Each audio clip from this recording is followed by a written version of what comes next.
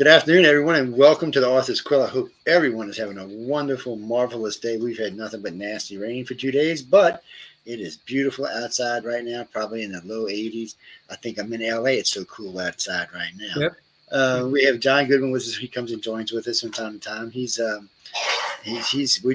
are talking to a guest that who won the big one, which we're going to get into that in a minute. That's Jack Nash, but we'll bring him on in just a second. We also have Ethel Chernick now in between us. It sounds a little kinky, I know, but it's not. It's legit. She has an art show in between the two author shows, so it's very interesting. She's full of a lot of good information. Today she was getting into the business parts, and she's going to do a lot of the business part on helping anybody who wants to know how to get out into the field and make money. Because it's one thing to be a talented artist or author. It's another thing to know how to put it to practical. Let me put that in my bank account. And I know I've been that one way myself. Well, Jack, welcome to the show, man. How you doing? So wait, before we even go anywhere, so you did big. Okay, how do you feel, man? I mean, is it still there or what? I mean, tell me. Come on. No, feeling pretty good. Yeah, it's still surreal. Still feeling really great to come back from Riders of the Future. Have my grand prize and my first prize trophy, and just it's been fun to finally dive into the stories. And just surreal, humbled, all the good emotions. So anybody who was picking on me as young, I'd be here. See, look at this. Don't y'all wish y'all had one of these? And then it's a special one too. This is 40th anniversary. This is a special one. It's well, I'm always excited for when I see a winner. I mean, always excited for all the winners to start off with, because really, most of the winners I find are pretty interesting characters and a lot of fun to talk to, as yourself. I mean, all the stories. Is that what's on the shelf behind you there, Jack? The two trophies? Yep, that's over my shoulder. Yeah. Two trophies on my dresser. Yeah, I see that. That's the big ones, guys. So Jimmy knows. So they don't know who the big winner is. I mean, none of the winners know who the big winner is going to be until the night of the event, at the gala event. I mean, I don't know for sure. They don't never tell me anything. They scared I would tell all of y'all. No, it was a bit like the I'm just a surprise. And by the way, this is 5 events. I've never picked one right yet. I always tell, don't ask me to pick your thing, because you're probably not going to win if I do. I don't know what it is. It's the stories I like. I mean, I like really most all the stories. But I never picked the right one. And the same thing with the illustrators. I get close every once in a while, I guess, because maybe the one next to the one that won or something. So you're back in the real world. I know we were talking before we got here about, going back to work and making money. I know that sucks because, well, I mean, I have to do it myself. I mean, I do a lot of radio stuff. I do a lot of lectures, do a lot of travel. And then all of a sudden, boom, I'm back at home doing construction. I'm like, okay, what just happened? So I mean, how does it feel? I mean, you're there, you settled in. So can you balance both? I mean, let me rephrase that question. So I know you have to work because you have to have a career. So can you balance your career to where you have the time to really, really sit down and write, so you can start, moving from one career to the other career, I guess is what I'm saying. Yeah, that's a great question. It's been there's definitely the week after coming home, there was a lot of adjusting, coming back from the win, all the things we learned at the workshop, all the people we met. It was definitely hard to get focused on a real world job.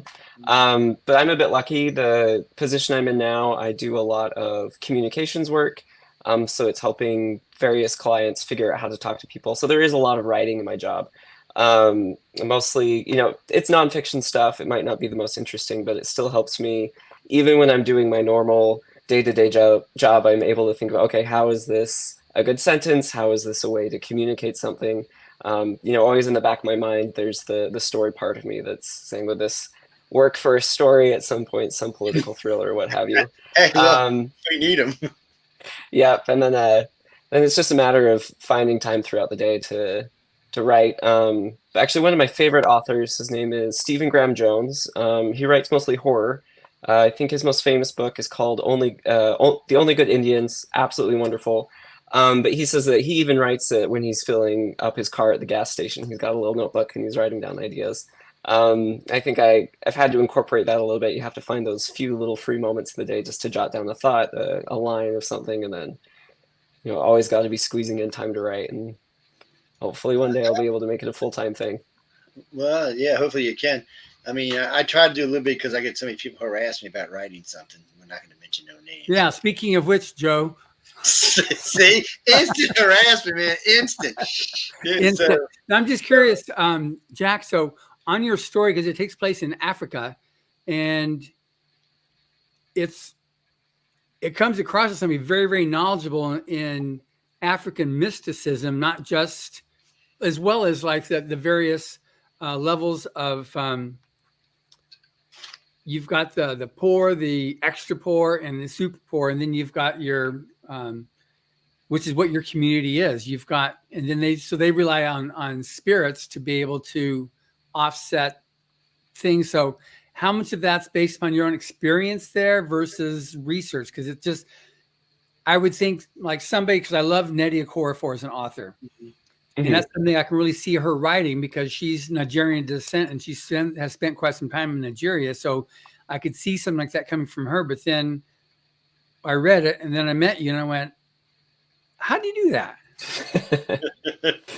But that's a great question. So a little bit of my background. So I served a religious mission for my church during my undergraduate years. And I lived in Cameroon for about 18 months, the Republic of Congo for about 6 months. I loved it so much, I changed my career to focus on Africa. I returned to a few African countries to do undergraduate research, graduate research. My first job was all focused on Africa, so I've been to the continent, quite a few countries, several times. So my story was actually quite personal. It was, obviously it's a fantasy. The spirits are made up. That was my imagination. But the other things, a lot of the people in it, a lot of the circumstances, those were all things that I've observed, that I've talked to people with about, that come from my own experiences. It was just drawing from a lot of the things I'd seen there. I'm obviously not an African. That's not my life experience, but a big part of a big chunk of my life has been in Africa and focused on Africa and appreciating Africa, learning about their stories, their history, their culture. So I was able to draw on that a little bit to create some of this world. But I'm glad that you felt that came through, that it came through as really authentic. It's just interesting too, because L. Ron Hubbard spent quite some time in Africa too, and he actually proposed a constitution which freed the Africans from the British rule, and his visa was not renewed when he did that. But he spent a lot of time down there, and he saw the future of civilization in Africa. He said, "Look, this is, it's such a religious, they're so spiritual in Africa," and he just totally loved the African people, and just amazing writings he did about them and trying to help free them and deal with illiteracy and those problems. He spent quite some time down there doing that. But it's just interesting how, what you're saying, what you just said now, the time you spent there with your own, brought about by religion first, but then getting to know them, just wanting to be able to just further get to know them, because it's a whole different thing. Obviously there are issues there, but my own experience too is it's a very spiritual people. Mm-hmm. Yeah, well, Adam, you ought to you should do a book on the first African American that's going to take us to Mars, Elon Musk. See, that's cheating, I know, but still, it's a loophole, because it's interesting, because I was listening to him talk about living in Africa, not South Africa, but because when he talks about South Africa, it's not. Anyway, we won't get into that. But when he talks about Africa itself, he's got a whole different. You can hear it in his voice, like he enjoyed it running around. As a kid, he must have got to travel a lot through Africa, and he really did like it.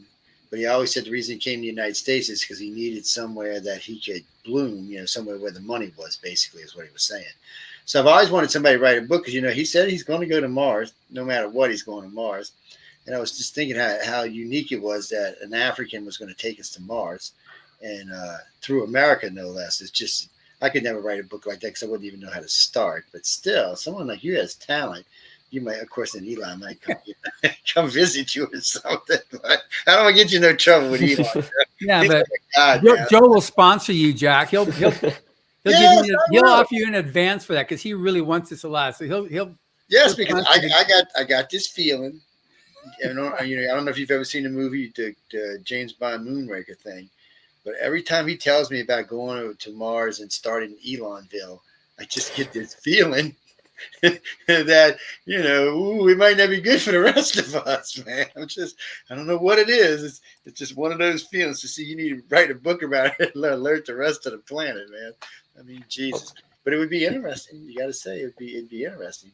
Yeah, and yeah, well, then there's a lot of just real world issues that I think that's one thing that's so great about science fiction in particular is that it can take real world issues and extrapolate on those and kind of turn a mirror back and examine what's actually going on in the world. Because when you talk about tech and Africa, a majority of the rare earth minerals that we need to finance the future, it comes from Africa, the Congo Basin in particular.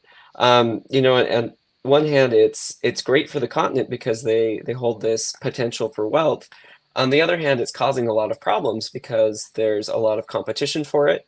It's not well regulated. There's a lot of the average ordinary citizens are getting caught up in the environmental degradation, the corruption that can cause from these multinational corporations trying to come in for these minerals that are really going to change the future and that we all need them. So there's a lot of interesting things that you can explore in that recognizing that the future is interesting, but also the people here in reality, in the present day, they also have their stories and they're being impacted by the West's vision for the future or China's vision for the future, insert whatever superpower have you. Whatever the hell that's going to be. So you can write a book about that. I guess that's probably guesswork at this point, but Sean Hazard likes to write those kind of books about weird World War III and stuff. Every time I read one of his books, I'm like, dude, what is it? You want us to die? What's going on here, man? I mean, there's got to be a way out of this, that we can all like. And hey, since they say we came out of Africa, maybe the solution should come out of Africa. I firmly believe that. At the genetic level, we're all African. It's the continent where it all started, and in my previous job in particular, meeting a lot of young Africans, there are a lot of young entrepreneurs who are just really going to change the world. In Africa in particular, we've been talking about Elon Musk, but Twitter had started setting up headquarters in Ghana, I believe, because they were looking to the continent for the future. Unfortunately, that ended under Twitter's new leadership. But I think the drive is still there. There's still a lot of young Africans who are very passionate, very intelligent, very forward-thinking. So I definitely can see the solutions of the future coming out of that continent. It'd be nice. It'd be nice to see him actually get some credit for a change. Said Frankie, oh no, I mean, you can write books about anything. I mean, that's not the point, but writing something that might actually change. I was watching TV yesterday. I can't remember this movie star, and he's ranting and raving. They asked him how, if he was a devil, how would he take over the world? So I got to listen to him. Everything he says has come to pass on our planet. All 100 and whatever things he said has all come to pass on our planet. I'm like, okay, is this guy psychic or just insane? It was very interesting to listen to because when you listen to him, he talks about things that are obviously going on right now that 60 years ago he would have had no idea. When he talks about social media, really, nobody knew what social media was 60 years ago. It's just crazy to listen to the guy. And he's just a nobody movie star. I mean, he was somebody back in the day, but today he's a nobody, and it was just crazy to listen to him. But his native country was West Kenya. He was a British citizen, but that was where he came. It's where he was born, was in West Kenya. And he was talking about how people see the how do they say it? How they see the he didn't say the universe. I can't quite remember the word, but it basically means the environment we live in, how they see it differently than we do. And of course, everybody sees it different. American, who wrote that? No, of course they do, because we're nuts over here. Don't get me started on that. If you want to hear me talk about that, come see us on Friday night on News on the Flip Side. There we go. So with that, we'll use that as a bridge here over back to Jack now. And because we're also in the middle of a release of his book, Rise of Future Volume 40, which is it's only been out for a week or two. And exactly, we want to make that thing a bestseller. And it's going to be hitting the other countries starting next month. So we got to keep the momentum going on this thing and talking about it. So I mean, I loved your story. It was a great story because it won. So we drilled how to do the. So what's the description of your story? So yeah, in the workshop we worked on the elevator pitch. Mine is a young boy in an African village tries to negotiate with the spirits to get out of a life and death situation. But on the deeper level, it's about community, it's about family, and it's about the duties of tradition and how we navigate those in our daily lives. Yeah, it was. I mean, it's an awesome story, and it's. I would not have guessed that it was written by the likes of you, but anyway, it was. And you won, and congratulations. Thank One you. thing I'm curious about. This is all these questions I didn't ask on the podcast, which just aired 2 hours ago. But you were there and you were one of the winners. So you went through the workshop, and then you also did the free online workshop, which has Scott Card, Tim Powers, and Dave Wolverton teaching. How do they compare? Because we've got like between 8,000 and 9,000 people now on either having done or on the online course. How does that compare to what you got at the workshop? That's a great question. There is slight advantages to both. I'll start with the online workshop because that's what I did first. The online workshop is great because you can pause, you can go back, you can re-listen. And so it's really great to kind of say that again, rewind, go back. But what was really great about the in-person workshop is that you actually have the instructors in front of you. And then you can raise your hand and say, I have this specific question, either in a story I've worked on or something that I'm trying to work on. This is X, Y, and Z. What is your thought? And then you can actually talk about something you're actually working on. So that was the real advantage of actually having that face-to-face interaction with the Winners Workshop, is that you could make it a little bit more personalized. But definitely want to give a shout out for the online workshop. It was a great learning tool. There's really nothing like it out there, especially for something that's just free. I've taken workshops where you have to pay for them, and they've been good. The Writers of the Future one is better, and you don't have to pay anything. It's amazing, especially for writers looking to get started out. It's the number one place to get started. Take a story, take the course. 5 stars. Yeah, I enjoyed it. The 10 times that I've been through it now, we're not going to talk about that. No, really and truly, though, it's helped me. That and hanging out, which have helped me to understand things that I had just not a clue about. We'll leave that at that. But it is a great thing listening to these old timers talk. I mean, they have just tons of wisdom. Yeah. All kind of interesting stuff. Plus, they like to be in question, which is a little strange, but still. Yeah, they definitely enjoy that. Now you have Tim Powers and Orson Scott Card on the online writing workshop, the free one, and you had them in front of you at the workshop. How was that? That was also amazing. Orson Scott Card, he's also a Brigham Young University grad. So growing up in Utah, he's kind of like a famous Utah author. But he was kind of always seemed very distant because he was so famous. But it was quite incredible to actually sit across a chair from him and listen to him talk. But it was really good to see his perspective. He was the online workshop, it's a little bit more polished isn't quite the word I'm looking for, but it's it's been smoothed over. It's a video recording, but having the raw Orson Scott Card in conversation, asking questions was really fun. And then Tim Powers was also great. He's very humorous in person. Every third line was a joke. Very witty, dry humor. I really enjoyed listening to him. But then in the Winners Workshop, we had other instructors too. We had Nydia Okorafor, which we mentioned. She's a big favorite of mine, so it was really great to listen to her talk to us about her process writing, where she finds inspiration, future stuff that she's working on currently. It was just a great opportunity. Yeah, and that reminds me too is, and I'm putting it on my Facebook page, I'm pinning it to the top. Orson Scott Card, we have a live Q&A, a 2-hour Q&A with him tonight at 9 o'clock Eastern, 6 o'clock Pacific, with him doing a 2-hour live Q&A open to any writers to be able to, but you have to pre-register. But it's not, he loves doing these things. That's one of his favorite things. So every quarter he does a live Q&A. So that's going to be tonight at 9:00 Eastern time, where you can ask Orson Scott Card a question. Awesome. Yeah, I've registered. I'm planning on being there. Oh, good. Good.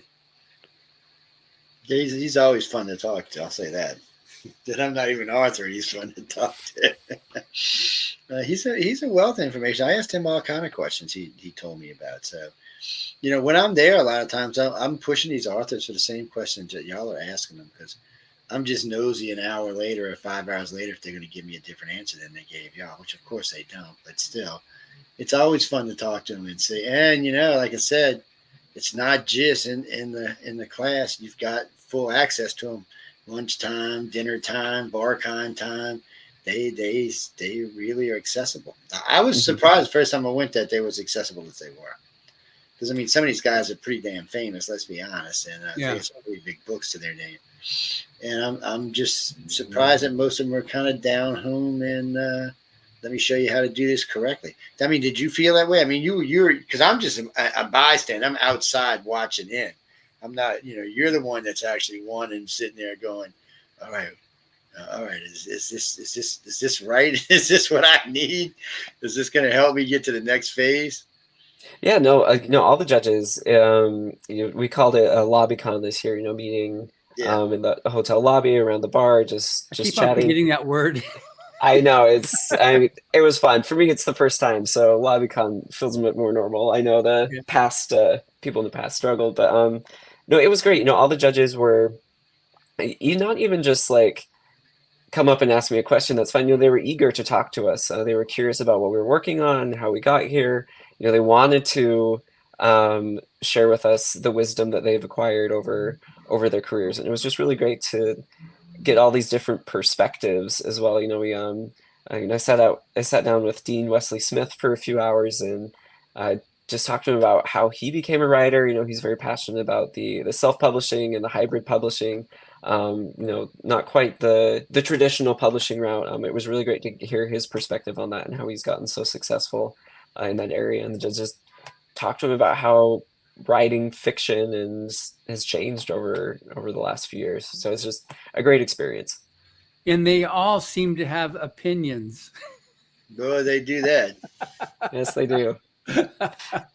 It's funny when they go up there and instructor A says, you need to self-promote. You need to get out there and just really like crack the whip and introduce yourself to people. And then instructor B says, nah, not so much. You just need your job is to write the books. The other guy's job is to do that.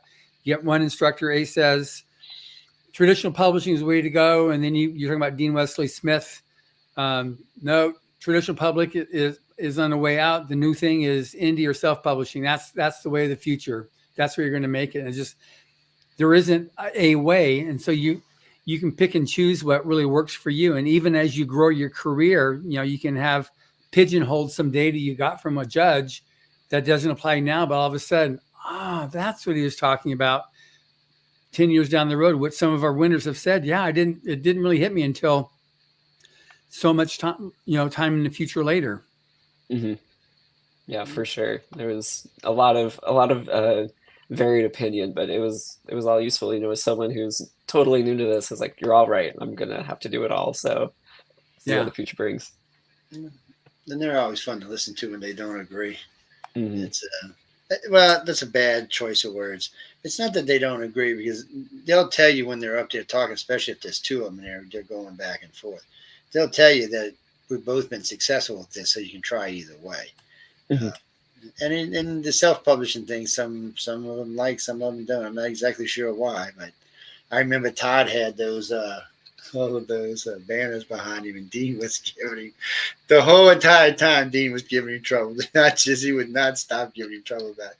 He said, Todd, you don't really need those to sell your books. Todd's like, let me explain to y'all why you need these when you're at Dragon Con or wherever.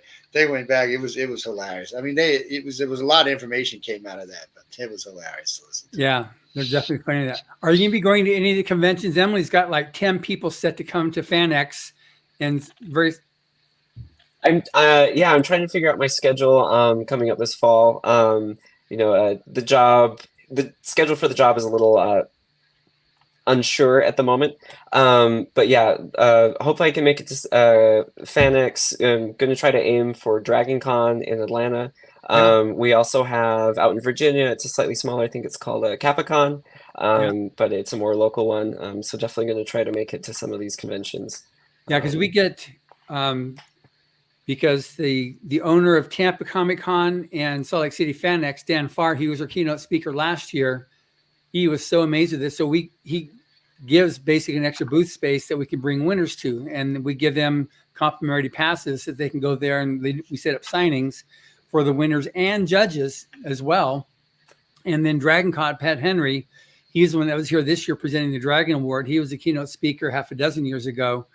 And he was just like, oh my God, I've known him forever since he first started this Dragon Con back in the late 80s. I've been going there since then. And I remember selling him when he had all of his comic stores selling Battlefield Earth and Mission Earth way back when. And so then they give us extra space, and they give us a whole booth at Dragon Con for the art show. So we have probably half a dozen of our artists there with exhibits in the art show. And we're able to promote to get people to enter the contest. And this year, one of our illustrator winners from last year is doing the T-shirt for the Dragon Con blood drive, which is the biggest science fiction blood drive in the U.S. And so she's amazing. So it's just because it's been so successful and they've observed it, they give us a lot of these extra perks to help support themselves, writers and illustrators of the future. So that's, so if you come to any of those shows, you'll get a free pro badge. We'll be able to arrange for you. And we're trying to get a few people coming down to San Diego Comic Con as well, where we got, we can get free badges there for them too. Awesome. Yeah, definitely going to try to take advantage of that. Yeah. This is it's a new world for me, so I'm excited to take part in it. It's a lot of fun. Their booth at Dragon Con is fabulous. I mean, it's a fabulously big booth. But y'all had a pretty good setup at FanX too. So I mean, we get good spaces now because, like I said, they've been expanded, and we were set up in Tampa. We had our booth, and that's when I had Jody. We got her Jody there, and we had Brandon was in a booth right across from us, Brandon Sanderson, and then we had I just went blank on his name. The author of Silo. Hugh Howey. Hugh Howey. Yeah. So he came there for the first time. He's coming to Salt Lake City FanX. He just confirmed 2 nights ago, and so he'll be there as well. He's looking forward to that. But awesome. Yeah, it's a lot of fun. Just people come there and just. Oh yeah. We just meet a lot of people, and we sell just a bucket load of books, which is great. And we set it up so for the winners, any books that you have, you can come, and we just say we'll give you a space, and you keep all the money. You take care of your invoicing, your taxes, but we just give you the space, and you're able to sell away, which the judges definitely like because they got lots of books. And so anyway, no, it's definitely a good thing. It's a real strong, healthy community with writers and illustrators of the future. Yeah, it's the whole sense of community is something definitely felt over the workshop and the gala, and just from all the judges and past winners. Just sense of community support. That's one of the great things about being a winner in this contest, and not just the Golden Pen winner, but just a winner, is that you have this automatic support group, people who have found success, giving you tips on how to do it. It's incredible. Yeah, you're going to be in touch with these people. I mean, Dean Musley Smith, you saw those people that came there, they're still in touch with each other 40 years later. Mm-hmm. So you're going to have your immediate group is also going to be very much connected with you, 10, 20, 30 years down the road. You'll still be, in touch with them. Yep. So I'm glad you brought that up. So if you attend the Dragon Con, FanX, or Tampa, and you buy a book from Sarah and you have her sign read say seat so I can see it, I will give you another book for free. Not the same book, just another book. And I will tell you, cool. It will be one of the writers of the future, because I got another case I didn't know I had of I think these are like 29 to 31. But anyway, I will send you one of those on us. But you got to get her to sign it, because if she don't sign it, I'd be like, anybody can tell me they bought a book from Sarah. I trust me, I know, sir. I just go up and say, hey, Joe said, can I buy a book from him? He wants you to sign the receipt so that he knows I can get a free book. That's all y'all can do, ladies and gentlemen. Any one of those 3 conferences, I'll send y'all an extra book. Yes, That's pretty nice of you. And well, I have lots of stuff around. Most of what I've got from Jonathan is almost gone now, but we do have a couple of things that every now and then I find stashed. My wife likes to bury stuff sometimes. Every now and then I'll find something I didn't know I had. He has no choice, because you get so much stuff coming in there constantly. Yes, so. we do have a lot coming in. To whoever sent me that, no, I don't have any more of these. And as far as I know, 40 is going to be on audio this year. So It is. It's released now. Have you listened to yours, Jack? I have. It was incredible. So for those of everyone who hasn't read my story, Sun Spirit Snake, there's a lot of French in it, because I lived in French-speaking Africa. I speak French. I threw it in there because I thought it was fun. When they told me there was going to be an audiobook of it, I felt so bad, because it would be complicated to do all this French. So I actually had to make an Excel sheet listing out all the words, how to pronounce them, where they're found in the story. I sent it to the audiobook narrators, and I think Tamara Mesterman, she did it, yeah. She nailed it. Her pronunciation is amazing. The voices are stellar. It's just an absolutely great interpretation of the story, or performance of the story. That's why I like that, because we speak a lot of French down here in Kunas land. Yeah, you do. Yeah. Yes, they speak 2 Frenches down here. They speak what we call Acadian French, which is basically Kunas French. We share it with the Canadians, and they speak proper French. So when I learned French in school, I remember going out to my granddad's and I was speaking French, and they all looked at me like I was stupid. So they started speaking French. I'm like, what the hell language are y'all? That is not French. I'm like, what the hell are y'all speaking? But that's what it was. It's Acadian French, or better known down here as Couillon French, but still. The words are different here and there, but that might have been what it is, because every now and then I catch it, because everything in New Orleans is pretty much French pronounced. All of our cities, like Laplace, that's why we call it Laplace. Everybody comes in here, they want to call it Laplace. No, it's Laplace Baton Rouge, which is almost all the immediate cities around the city itself were pronounced in French. So it's kind of part of our heritage down here, but it's not like it. It's like living up there in Acadia, Canada. So you must have had a lot of fun doing it like that. I mean, just tossing them words in there like that. Yeah, no, it was really fun. In my story, there's spirits that walk around, that interact with people. And so I made the spirits speak mostly French to make them seem a little bit more bizarre, a little bit more removed from the humans. But it was fun to hear Tamara, do the voices so well and pronounce the French so well. Yes, I love listening to them. Jackie, the books are available now. You can go to galaxypress.com and get them, or Amazon, or anywhere, actually. Yeah, Barnes & Noble has the Books A Million. Yeah, all the stores up in Canada. Yeah, there's a lot of books out there right now. Raymond, I know where you live. I know you're in London, but you can still get the book. You can order from the U.S. You can also get it on Amazon, and then it'll release, I think, next month in the bookstores in Canada. I'm just setting, there you go. I'm setting up promotions right now, but you can get it from Amazon right now. So get out there and get them. No, what do you mean, Japan? No, you'll have to buy the book from America and send it to Japan. I think we've got I think you can get Amazon.jp or what it is, and then UK is Amazon.uk. Yeah, I would just check. I said this. You can probably get it. No, you mean if we send it? No, if we send it, it's outrageously expensive. So if I mail a book to Canada, a single book to Canada is going to run me anywhere from $60 to $80 to mail it. Just an ordinary everyday book, nothing big, nothing special. Just last year I sent up to one of the winners, got 3 books and a lightsaber, and the 3 books cost me $114 to send them. Yes, just to give you an idea. So, oh no, we'll send them if you win. If you're a listener to this audience and you're out of the country, we will still send them to you. I may bitch and moan and gripe about paying for it, but we'll still send it. Oh no, we send a lot of stuff overseas. We a lot of our audience is overseas, and we send a lot of stuff overseas. And well, you know what? Maybe some of the winners from Writers of the Future can get a lightsaber. I wonder if he'd consider that friends or something. We'll have to ask him. No, we gave away last 2 years. I thought this year he wasn't going to give away, but he went ahead and gave away a bunch this year. I know I had originally met him at FanX. I don't know if he's coming back in the U.S. this year. And he said something about bringing stuff across, something about bringing the stuff back and forth across. It was exceedingly hard last year. He said for some reason it was just more complicated than it used to be. I was like, well, I said, I hate to not see you come. I said, because he said, but he said, we can still give stuff away. He said, we can still mail it. He's got some deal, some rate deal so he can mail around the world, which is kind of cool for him.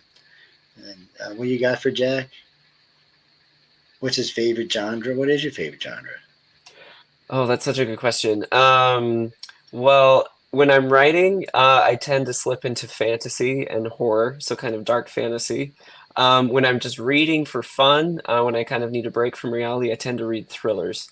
Lee Child's Jack Reacher series, Jack Reacher thriller series is a particular favorite.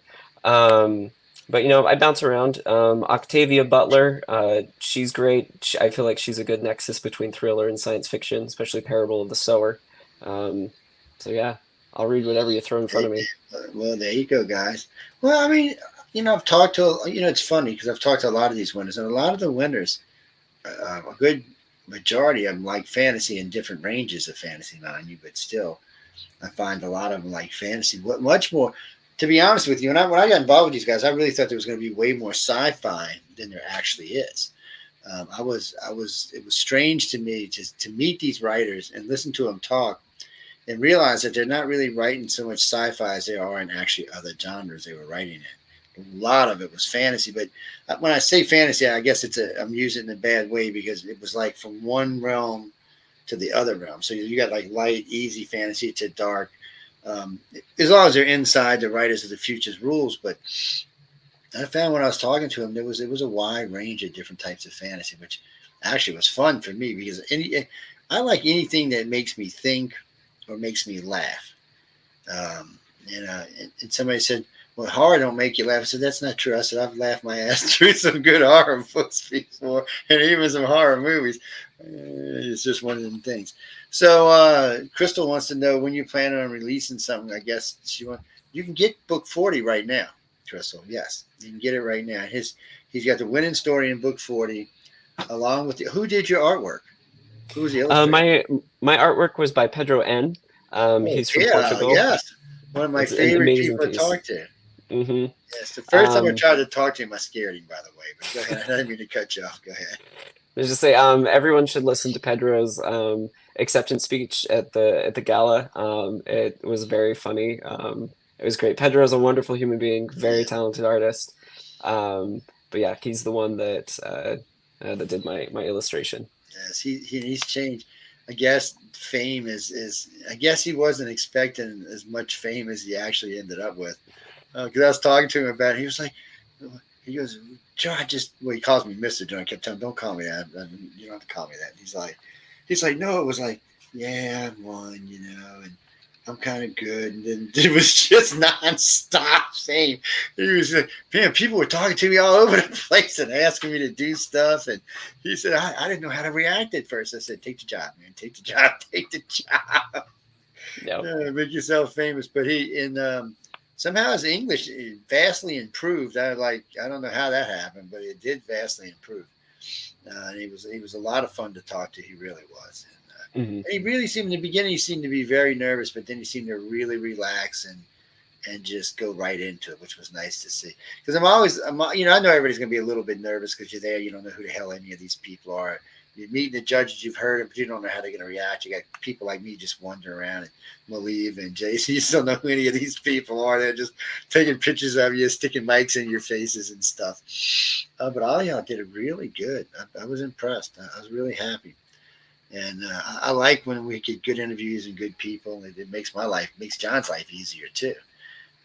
Because, we can ask a question and just let y'all go. It's fun.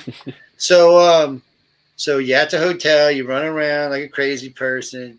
So you're getting up to, let's backtrack a few. So we know, everybody knows about the 24-hour story. I always got to talk about this. So because so many of y'all turn these into books, Any plans for this? I thought John asked at the beginning, but I'm going to ask you again. Any plans to turn your 24-hour story into like a short story or a mini novel or something? Yeah, a short story. So I was, for those who aren't aware, during the workshop, the instructors, in this case, Jody Lanai and Robert J. Sawyer, they gave us a prompt object. Mine was like a shoe insert. And then they give us 24 hours to write a story.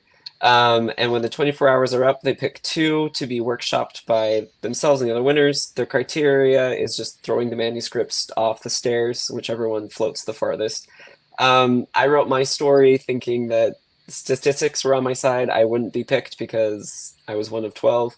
I was very wrong. Mine was picked and workshopped. I was a little embarrassed because it was definitely rough. But when I wrote it, I wrote it thinking no one would ever read it. So I went a little dark. I went a little violent. Little embarrassed for people to read some of that, but I actually got some pretty good compliments. I was really shocked to say that Robert J. Sawyer, he even suggested I polish it up and submit it to places like Analog and Asimov's, which I've never submitted to because I didn't think any of my work was good enough for there. But I now have that as a goal. I'm going to polish it up, going to send it in. Not saying that it'll probably be published by then. That's still kind of a long shot, but definitely gave me some confidence. One of the masters told you to put it in there. You should definitely put it in. Definitely going to try. I think the contest or that particular exercise has a really good track record of those stories going on to be not just published but professionally published. Yeah. True. There's something about just letting yourself write, not really not getting in your own way psychologically of just putting something on paper and then taking the time later to polish it up, get feedback and everything. So I'm doing that. I was lucky. I already got feedback on my story, but we other winners were already sharing our stories, on email. We're reading each other's stories. We're working on critiquing them so that we can get everyone's up to the place where they're ready to send it out into the publishing universe. So, did you just write yours, or were you one of them ones at 8:00 in the morning still writing on it?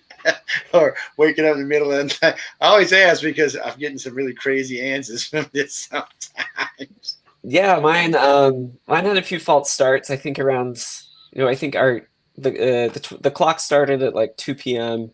Mm-hmm. I think I wrote like 3 openings to it, and ended up trashing all of them. Started writing at like 6 p.m. I think I stopped at like 2 in the morning. Spent the morning polishing it up a little bit, but it was rough, but it had a beginning, a middle, and an end. By the time I submitted it at 2 p.m. the next day, so it wasn't too crazy. It was supposed to be, and I was like, I always love when they go out and throw them down the stairs. That shit just cracks me. I got videos of it though, but it always cracks me. But it always cracks me up when I ask people how the differently people write. I know a couple of them told me they were writing all night and then tore it up, and then I forgot who it was who got picked actually. Stopped, got up at 4 in the morning, and just wrote the damn thing and was happy with it.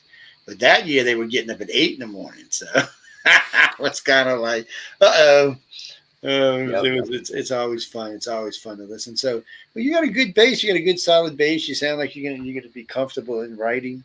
You can pick from different genres and write, but I mean, you got your favorites to write in, but you can always, nothing keeps you from writing other things. So, and we need something serious out there, man. There is no good fantasy, sci-fi, or otherwise on television right now. I'm kind of getting a little depressed, man. I want some good movie. You know what? I want a movie that I haven't seen remade 85 times by 80 different directors and makes no sense anymore to what it was. Yeah. So I hope you're one of those people that get out there, because I really am just looking for something good. And I'll be glad when I get the audio version of 40. It's like in my wish list or something. I'm hitting it, John. He's just ignoring me. No, the audiobook's great. Well, I'll make a plug for one of our judges. One of my favorite sci-fi series that has come out, within the last years, the Silo series on the Apple TV Plus. Hugh Howey, one of our judges, wrote it. It's really good. It's a sci-fi like murder mystery dystopia. He did a great job. I really like the television show. I think It's either Apple TV Plus or Netflix. I can't remember. They just dropped another sci-fi one, Dark Matter. The novel's by Blake Crouch. I haven't seen the TV show, so I can't speak to it, but the novel is really good. It's a multiverse drama, but Somebody just told me they enjoyed that recently. yeah, I haven't seen the show. The novel is really good. It's a great sci-fi, hard sci-fi, but there's also a lot of psychological drama in it, family drama. I enjoyed it. I'm always looking for something to watch like 3 o'clock in the morning. So that's really about the only time I get to watch television, about 3 in the morning. So that's like last night. I think I forgot what I was watching last night, but it was about 3. I went to bed around 6. It's just easier for me. I got too much other stuff going on to rest. That's why I don't know how you writers get stuff done with the turmoil of the planet. What's going on our planet right now. I don't know how writers actually, because when I'm with them, I can actually write. When I'm home, it's there's just too much moving around, too much stuff going on. It's too distracting, especially when I have hosts calling me or managers calling me or people from the construction or other people bugging me about other stuff. It just makes it hard to concentrate on anything. I don't know how y'all do. I don't know how y'all lock that out, I guess is what and I've asked a lot of authors how do they lock it out, and everybody's got a different way of doing it, I guess. But you seem like you just kind of incorporate it into what you're doing, so that's got to be easier. Yeah, it's definitely. You always have to fight for the time to actually sit down and put words on the page, but everyone's different. I've got a toddler, so that's a challenge. That's got to be a challenge. Yeah, but she's so cute. She was very She cute. is such a doll. Yeah, until he gets hold of daddy's papers. We were just talking about it this morning. Emily and Gunhild and I, we were coming in this morning into the office. And we were just talking about her, like, she is such a sweetheart, and your wife is so beautiful. It's like, oh my gosh, they were just like gushing about her. Oh, thank you. Yeah, my wife is beautiful, and my daughter is adorable. They both accompanied me to the workshop to visit LA, do some sightseeing. So it was fun to. That's fun that you got to bring with you. That's nice. Yeah, that's great. Mm-hmm. I would see. Well, mine was 2 or 3. I wouldn't have trusted him around any paper. They would have been in the air. Dad, watch this. Yeah, well, they had a good role model to learn how to do that. I was an angel. What are you talking about? I was like angelic when I was young. I don't know what y'all talking about. Yeah. He was just a demon terror is what he was. Yeah. Still is, actually. At 38, he's still a terror. He aggravates. So, see, he likes to write. He won't ever submit anything. And I bitch at him about this all the time, but he likes to write. He has been since he was like 10. He'd just go off. Matter of fact. And again, he's a chip off the old block. So it just tells you something. I made him mad one day. I made him come down to Florida with me. He ripped the panel off the inside of my car and wrote a whole complete story on the panel inside of my car. I almost killed him, mind you, because, it probably cost me like $500 to have it fixed. But it's actually a good story. I was like, why don't you write, son? Why don't you just submit stuff? Submit it anywhere. I get him all the time. He gives me stories to read. I'm like, submit them. He said, what do you think? I said, I don't know. I submit them. He said, well, you talk to the judge. I said, no, judges don't care what the hell I say.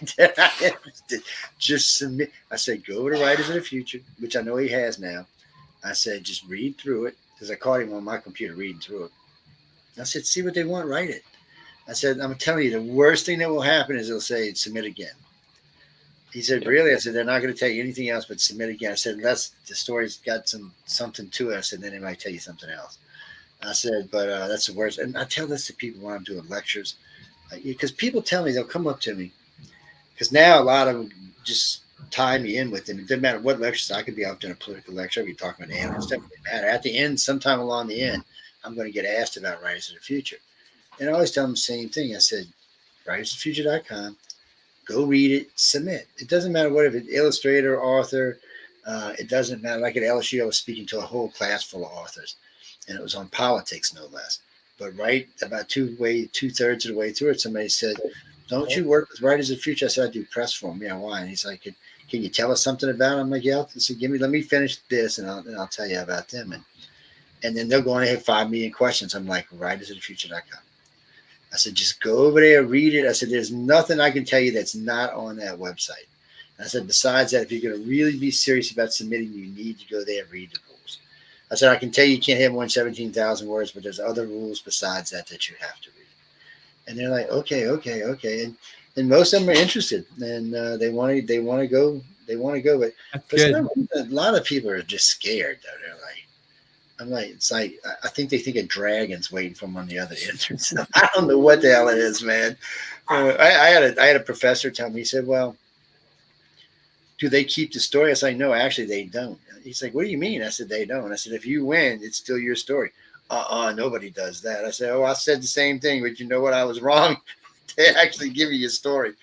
He's like, "No, I'm telling you, they." I said, "Dude," I said, "this year made 5 workshops with them." I said, "I'm telling you again, you keep your story." I said, "Not only that, they actually help you sell the damn thing."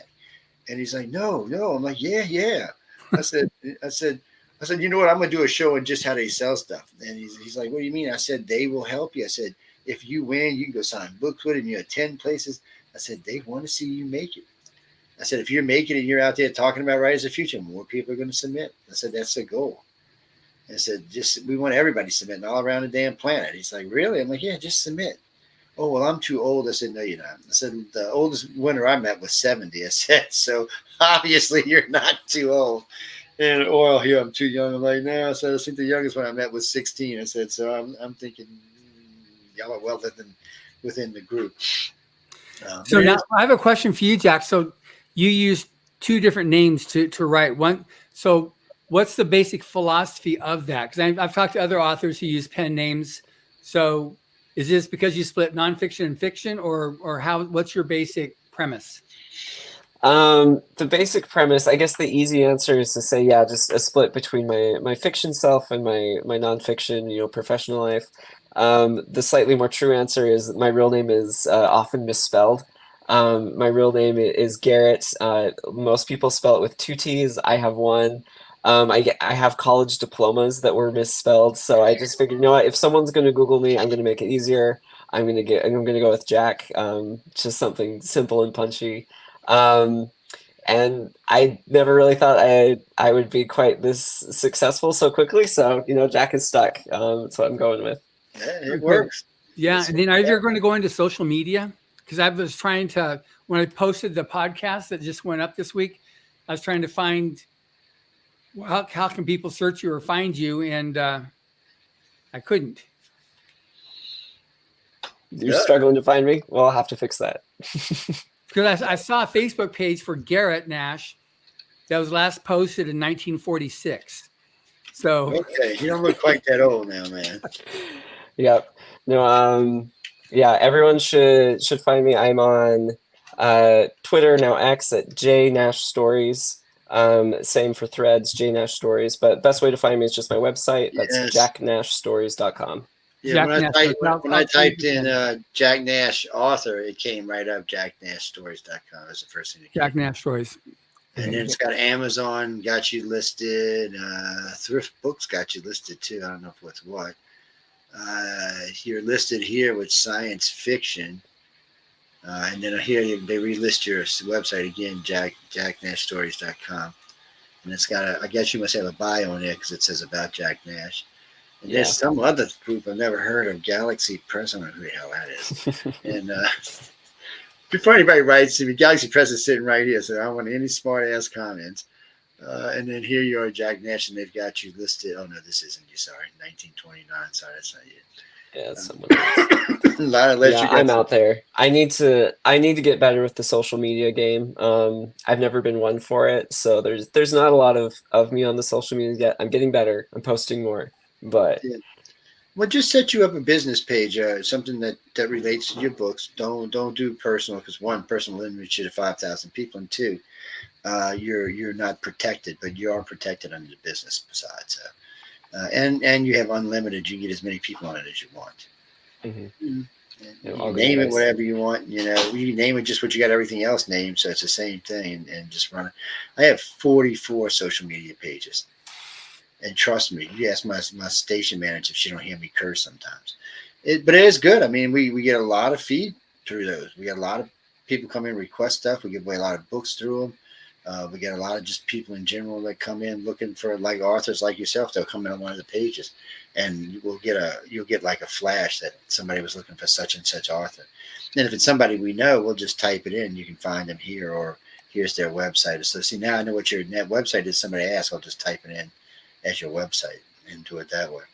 That's how I do it with John and him. I just type in Galaxy, but shit, his like freaking. I don't even look anymore. That's like, all right, is it a few? I don't even look at either one when I'm typing them in, and I'm like, it's kind of funny. Yeah, so I got the podcast up now with jacknashstories.com. Okay, yeah, perfect. Thank you. And we'll add it to this one when we're done tonight. So it'll be added in so when done. Perfect. So you've been to these cons? I mean, so let's get into some crazy stuff. Have you been conning out there in the world? Let's say that's a bad way of saying that. I'm sorry. No, not that kind of con. No, I'm actually new to the science fiction fantasy fandoms. Oh, you're gonna have fun then. Yeah, no, it's gonna be a fun experience. There are a lot of really passionate fans out there. There's a lot of different stuff, and I'm excited to get into it. Meet the people who, not just the writers of it, but also the people who enjoy the various mediums, video games, movies, all of it. Yeah, no, it's been fun. Riders of the Future was my first like dipping the toe into it, and it was really fun. So excited to see the wider world. And they're very nice over Riders of the Future. The cons are a little crazier. Well, I mean, it depends. I mean, I like all of them that I've been to, but if you're going to Dragon Con, just be in good shape, which you look like you are, but you're gonna do a lot of freaking walking. Now, wherever if you come in, let us know. Because we want to book you on the Rise of the Future panel as the grand prize winner. So we want to make sure that we get you scheduled for that too. Yes. Okay. I'll let you know. Yeah. So because that's freebie press right there that you'd have to pay big money for anywhere else to get your hands on. So plus, they get a lot of people come by their booth. I was sitting there just filming with him one afternoon, hanging out with him and Emily. Before anybody asked him, talking about Emily Goodwin. And we were just hanging out, and the camera was rolling nonstop. John and I were talking. Well, we did a couple of interviews, and Emily and I did a couple of interviews.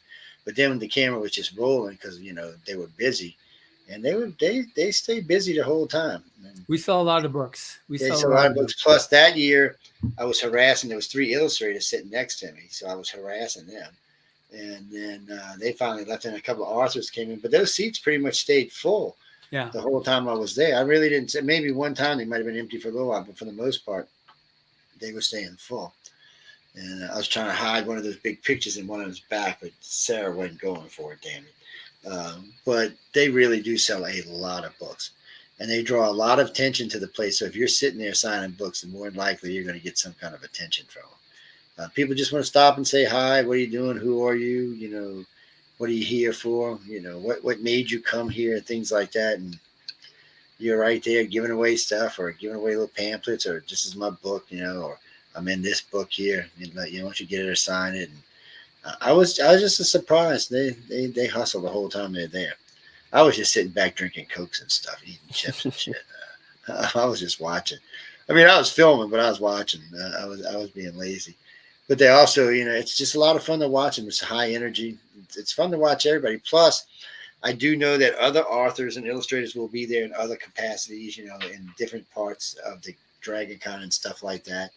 So you also get to go visit and hang out with them and see them while you're around. So and you'd be surprised how many of them will ask you, hey, why don't you sit down and chat for a while? So you sit there. I was harassing Jody the other day. She's about it, and she's they'll stop you and sit down. You'll be talking with them. People coming up to talk to them. She's introducing you or him or whoever. It's a lot of freebie press is the best way to put it. Yeah. I have a question for Jack, another one here, because when we did the podcast, it was funny listening to it because my voice is like, I was so tired. It was the morning after the gala, and I was just like, my voice is like 1 or 2 notes lower than what it is right now. Yeah. But asking a few weeks now after the fact, what stands out for you after that whole week of like just nonstop things? Anything stands out more than others from that of memory for you? Oh, that's tough. All of it is still so vivid. There was the emotional highlights. Hearing my name was accepted as one of the winners. As the grand prize winner was, something I'll never forget. But then there was a lot of the things that I learned that I'm still, processing as a writer. And I think one of the things that really was a standout for me was getting the critiques for my 24-hour story. As a new writer, especially, it's really hard to find people who are willing to take some time to give you, their opinion of what you're writing. And it's even harder to get someone who really knows what they're doing, like the judges. But then to get like 14, 15 people to give me critiques of my story, and then realizing that it wasn't just, a pile of garbage. There were actually some good nuggets in there that I could try to take out. That was, I think that was a big confidence boost for me, even more than the winning the grand prize. Just hearing people say, yeah, there was some things here that resonated with me. This is something that you should, continue pursuing. So no matter where that goes, if hopefully that story gets published somewhere, but even if not, that was a really good experience for me. It gave me a lot of confidence to just keep going, keep trying, and keep working, and just write what I love to write. Oh, that's Well, good. I know they liked the story because later on in the day I caught him and I asked him about it. I think we were going to actually I think we were going to dinner actually, and I sat out. I was asking them about the two stories they went. I always do. I harass them every year about it, and they enjoyed the stories. I will tell you one thing about the judges: they're not going to bullshit you. If they don't like something, they're going to tell you they don't like it. Yeah. Mm-hmm. Or if they think something is not quite right or should be changed, they have no problem. It's one of the things I like about them. Actually, they have no problem saying, "Hey," I mean, that's what you're there for, is to learn how to do it correctly, and they're willing to do it. And they liked your story because we were talking at dinner about it, and I was like, "Well," and he said, and then actually the conversation that came up is, "Do you think he's going to turn it into a short story or into a story?" And both the judges and the people who were having dinner with all kind of agreed that you should try. So that was nice to see, And we talked about I that. We appreciate talked. that. Yeah, I asked them about all of y'all's. They got favorites or stuff like that. I harass them about everything. John lets me harass them. It's but there, I got to give you credit. I mean, I got to give you and all the winners credit for just going through everything y'all went through and how well everybody came out of it. And how everybody looked good at the gala. I mean, y'all all looked smashing, man. I was like, damn, it's a good looking crowd, man. Look at this. It's always good to see a good looking crowd. And it's good to see, y'all all handled this with, I don't want to say with ease, but with comfort might be a better word to use. Yeah, but right now with the way the new world is, what you've done on that stage, what was recorded there, that's your history now. That's going to be there forever. And so that's how people will get to know you. If they're going to say, okay, so whether it's Garrett or Jack, they're going to look at it and go, okay, so what kind of a guy is he? And so you get that and you see that and you're like, wow, it makes a difference. It's just house, with a planet of 7 billion and climbing, what do you have to be able to suss out somebody? What kind of a person is it?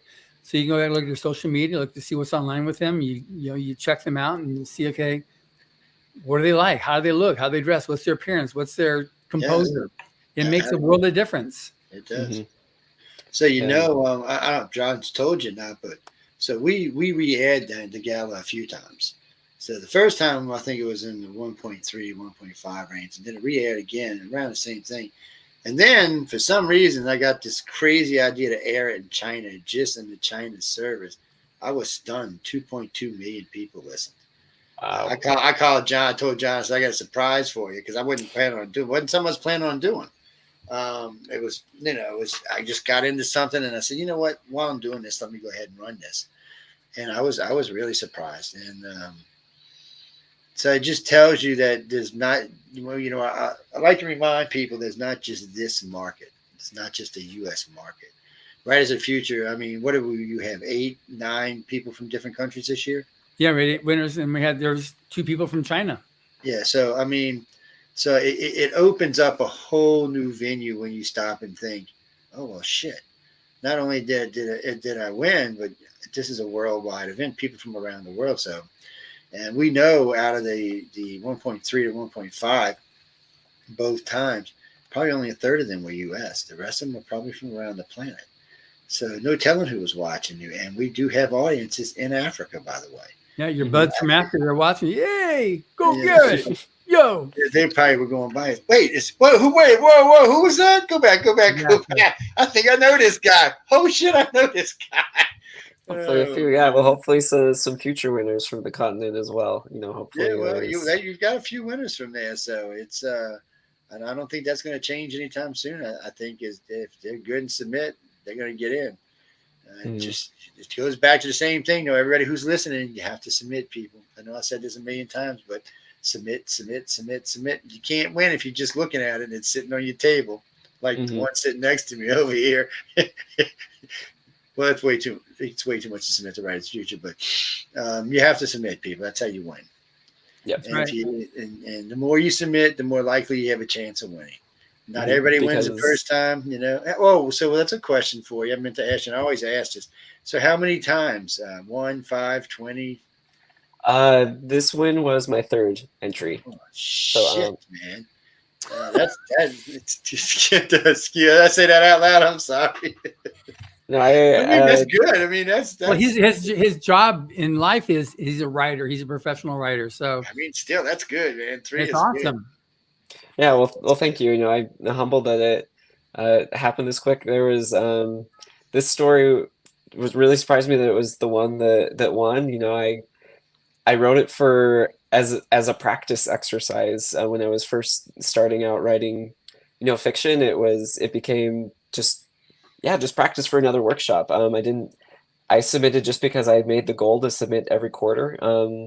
I thought this one was too long, too weird. I didn't really think anyone would pay attention to it. So I'm floored that this one went all the way to the grand prize. Yeah. You know, so you really never know what you're sitting on. You have to submit, because I think we're probably pretty bad judges of our own writing. We either think it's the greatest thing ever written, or we think it's a piece of trash. But you just have to do your best, and some people will like it, some people may not, but you just got to try. Exactly. And one of the questions now is I mean, this contest was built originally when Aldous Budrus created the first workshop. He took the essays that were written by L. Ron Hubbard because he was a total fan of L. Ron Hubbard. And so he took the various essays. And what's amazing, even talking with the judges like Tim Powers, Dave Wolverton definitely really loved them. Said these are as valid now as when they're first written. Maybe some of the nomenclature's changed, but the actual concept of, you know, the business of writing, all the different essays. Which of the essays for you rang the most helpful? I can't remember the exact title, but it's when Hubbard talks about going out and, you know, experiencing the world. Search You need for to research. talk. Yeah, exactly. You need to go out and do research, and it's not just, you know, book research. There's a lot of technical stuff you can get from books, and, you know, important stuff for whatever genre you're writing, but you really need to talk to people. You know, every person you meet is a lifetime of stories. And so it's going about, you know, it's encouraging new writers, especially, to go around and talk to people, listen to their stories, figure out what they've done in their life. You can use all that in your stories, but also it gives you ideas for stories. It gives you context. It gives you flavor. You know, I think Hubbard, you know, he seemed like a very outgoing kind of person, very curious about the world, wanted to know the people around him. And that's how he wrote a lot of his adventure stories, is he went out and tried to actually go to the places he was writing about, talk to the people who had the jobs, you know, of his characters. And that's something really important for writers as well, is to really get that unique flavor that you can't get. I mean, we all have good imaginations. We can come up with a lot of stuff, but it's those little unique details that really set it apart, that Exactly. you just need to go out and experience it. Yeah, that's when he talks about Jack London. I think so, yeah. Yeah, where Jack London would go, he'd borrow $1 and go ply some sailor just coming in for information, not necessarily going to write a story about what he did, but just get his juices running to write his adventure stories. Yep. That's exactly a good way to do it, then. Live life, write about what you do. Yeah. Mm-hmm. You know, and to circle back, you know, we mentioned Nnedi Okorafor. You know, she's Nigerian American. The reason part of her stories are so, I think, resonate with so many people is because they are grounded in reality. They're grounded in, you know, the first book of hers I read is Noor. You know, it's about a future Nigeria, but there's a lot of stuff she incorporates that's going on around now. You know, reading, I was like, this is the future, this is fantasy, but this is also Nigeria.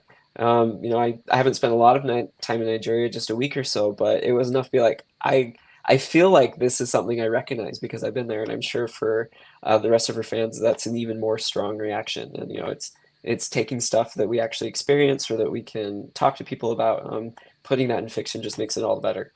Yeah. It's got to be fun, though. I mean, it's got to be still settling in your heart, like, damn, I won. No, man, Yep. they can't come take it back. I won. Let me go hide this damn I know. thing. I'm waiting. For the first few days, I kind of was on edge. Like someone's gonna come around and be like, "Hey, actually, just kidding. We need the trophies and the check back," but no one's come asking yet. So Yes, it now would they're be just Joni anyway, so don't hiding worry. it. Yep. That's who it would be.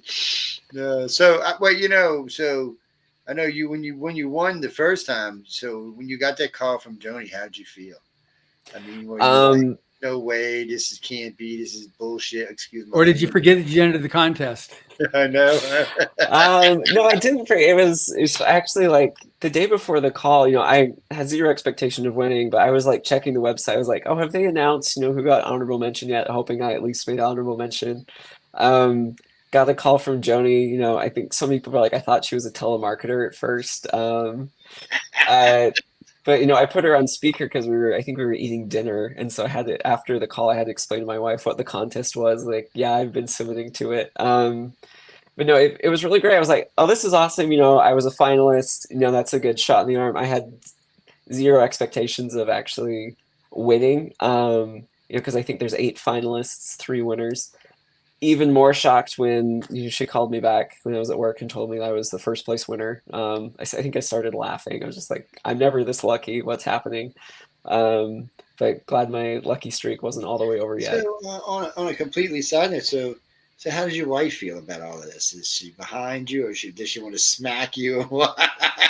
No, I've got an incredibly supportive wife. She is absolutely wonderful. She realizes that this is something important to me.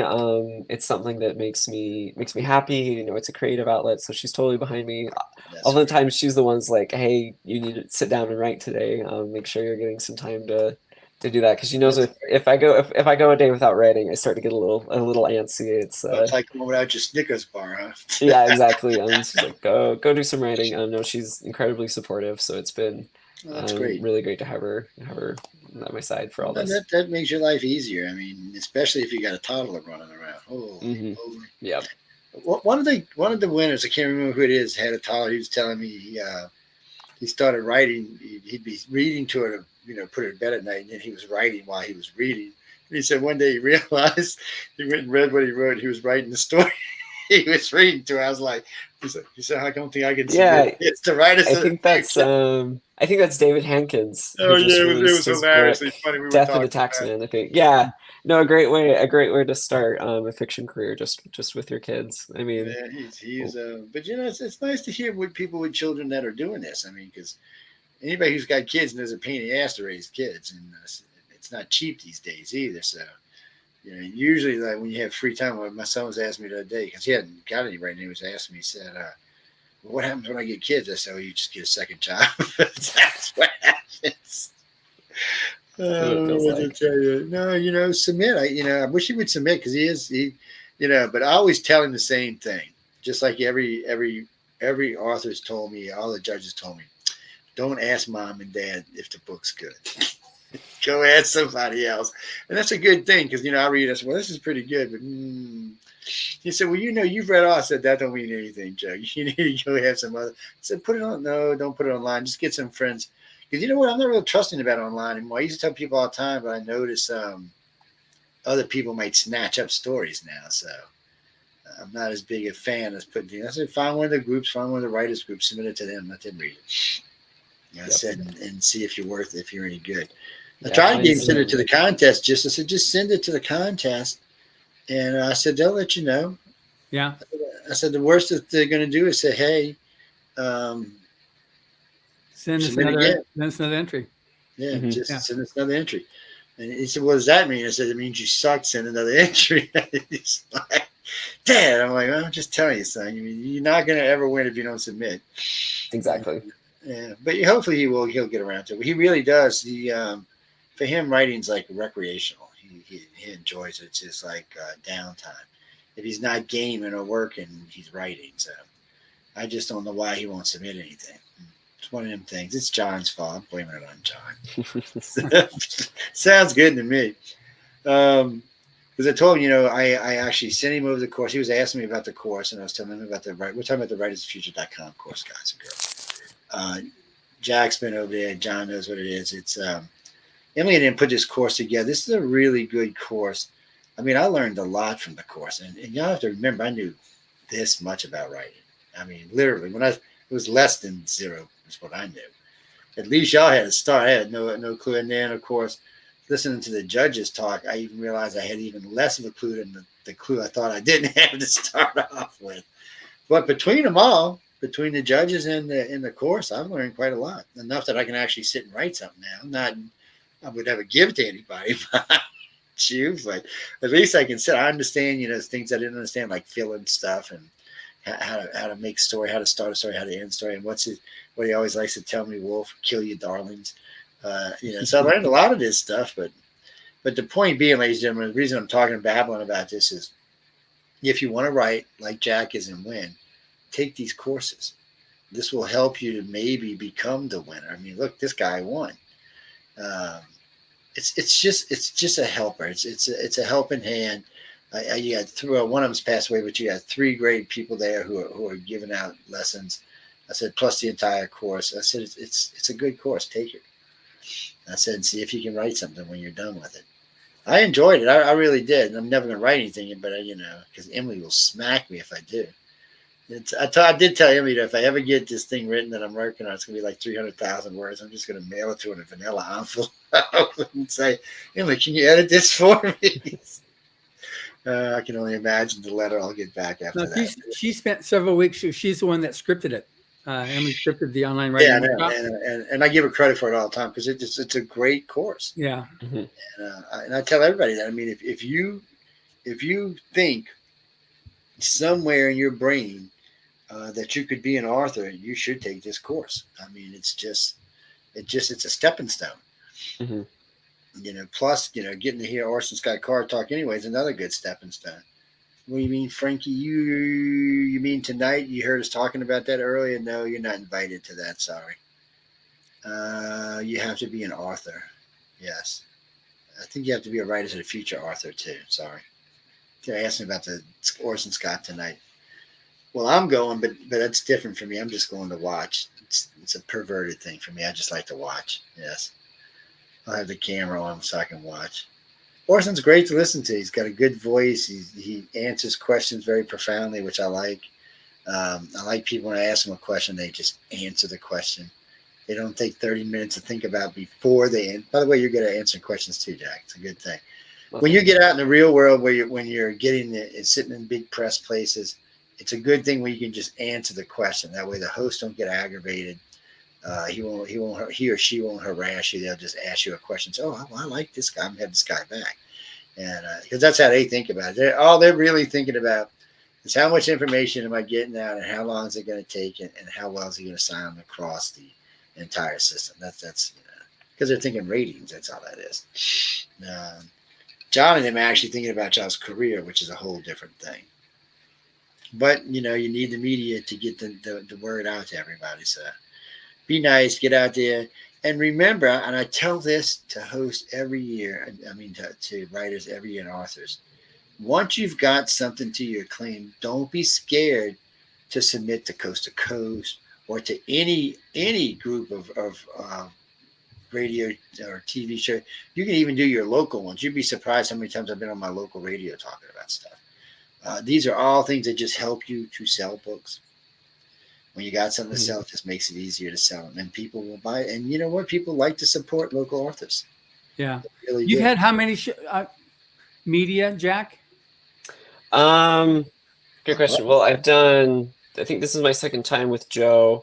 I've did another interview this week with Sherry. And then I think we've done some online online. I think you had some press too. Some. Oh yeah. Well, my hometown newspaper did a story on me. That was fun. Yeah. I think that's always nice. You author service folks, Carmen's following up on a few other stuff. So yeah. I'm sure there's some coming down the pipe. Yeah, we tried to get at least 3 for everybody, but you've had good working with Joe right now because you're able to get a lot more. And now that I've finally survived his gauntlet, he's very good now with you all. To talk about. I push all y'all. I want to see all y'all succeed. Yeah, appreciate it.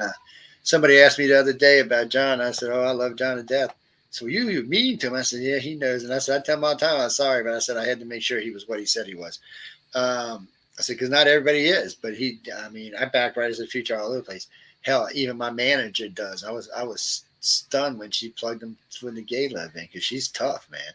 And so we go out of our way. And like I said, when I'm lecturing, it doesn't matter.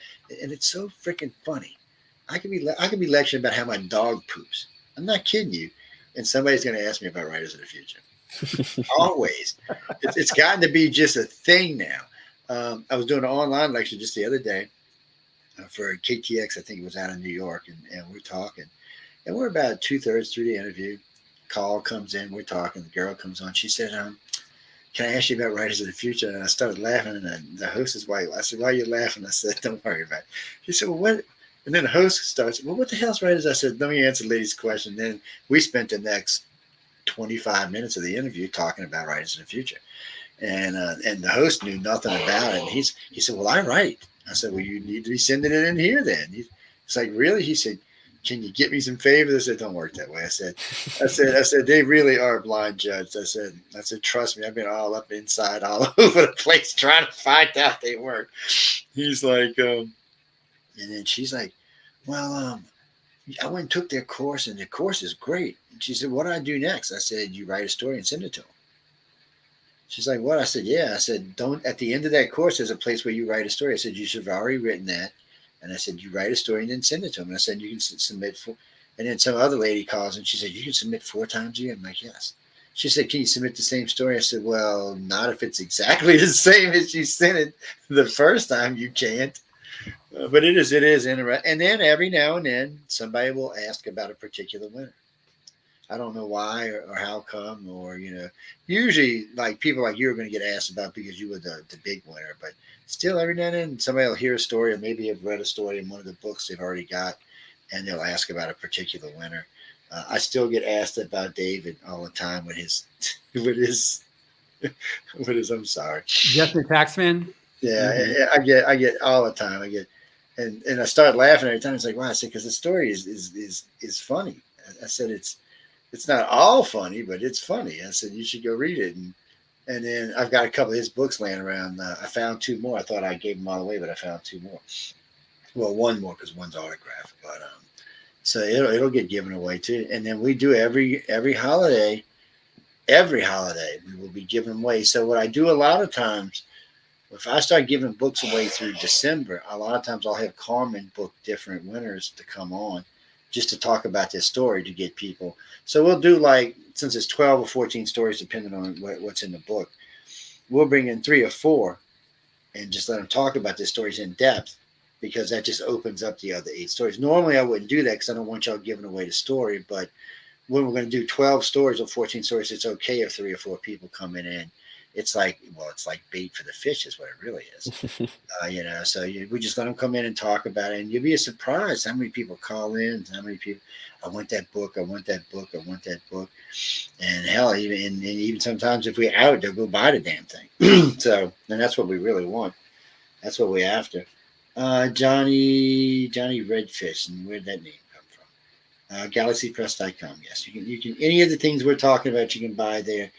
Oh, no, no, I don't have it in here. But anyway, they got a pad about this big. I mean, a thumb drive about this big that you can get everything they have of L. Ron Hubbard's over there and just plug it into your pad and go to town. Well, I had a good pad and somebody stole it. Now I got another pad, which we're not going to get into that because it just pisses me off. But anyway, you get everything you need because I know a lot of y'all, there's a lot of audio books there. What is it, about half, John, of L. Ron stories on audio books? Closer to 2/3, 3/4. Yeah, so there's a lot because I was listening to a lot of them.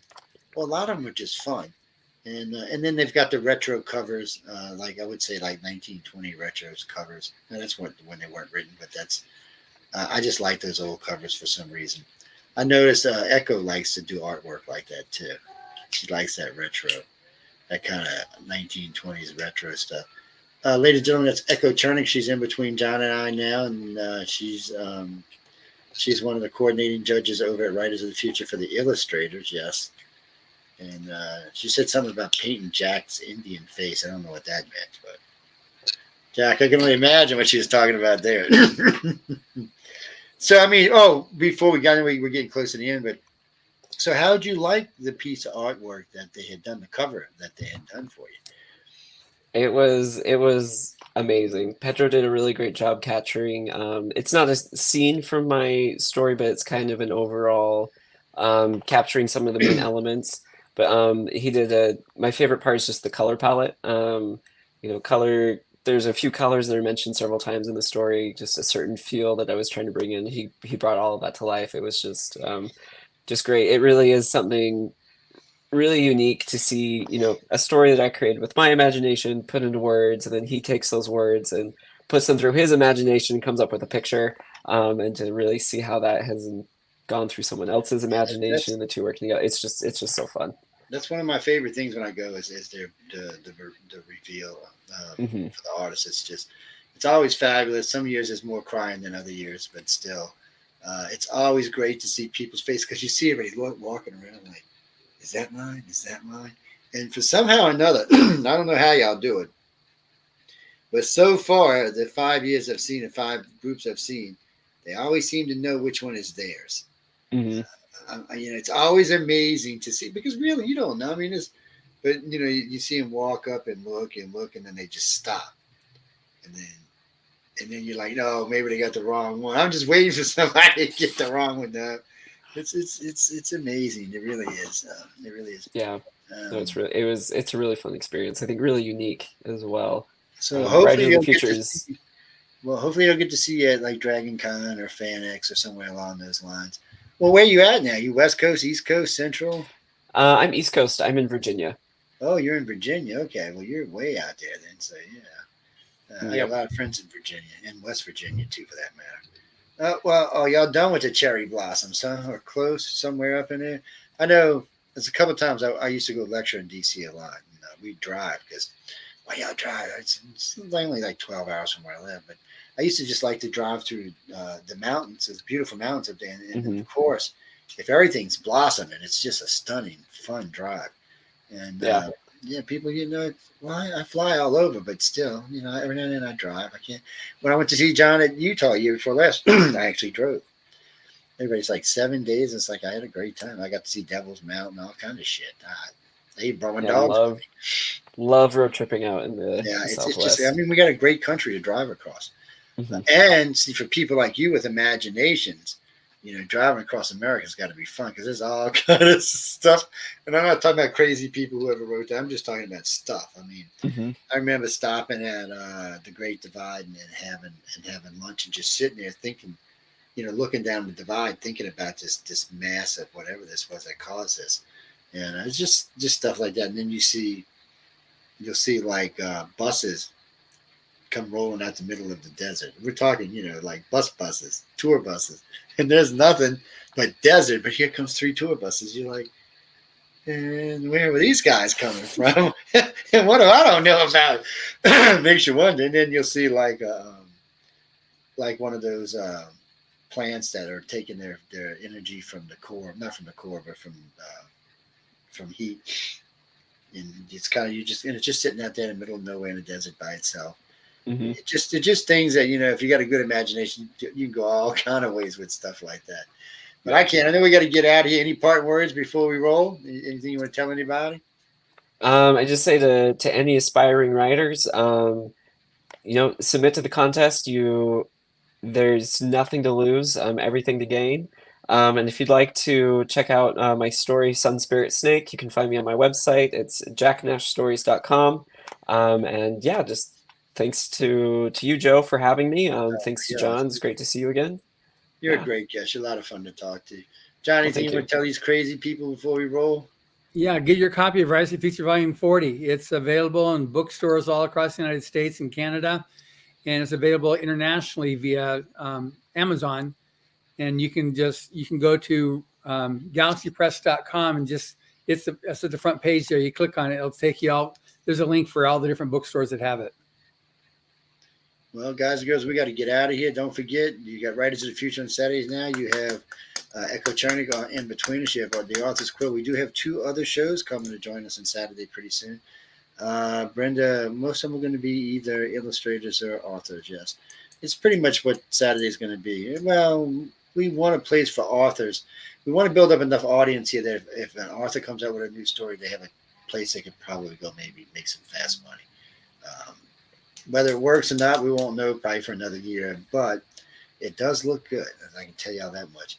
If you want to submit books, if you want to submit stories to Galaxy Press, just go over there to writersofthefuture.com and submit it. If you want to buy something, it's galaxypress.com. Anything you want to add to this one, you can send to, what's the new website now? The new email is uprradio@gmail.com. Or if you got a moan, groan, bitch, or complaint, you address that courtesy of Michelle DeRoche. Don't bother sending it to me because I'm not going to read it. Send it to Michelle DeRoche. And if it's important enough, she'll pick up the phone and say, Joe, what the bleep was this? So on that note, good night, everybody, and have a good weekend.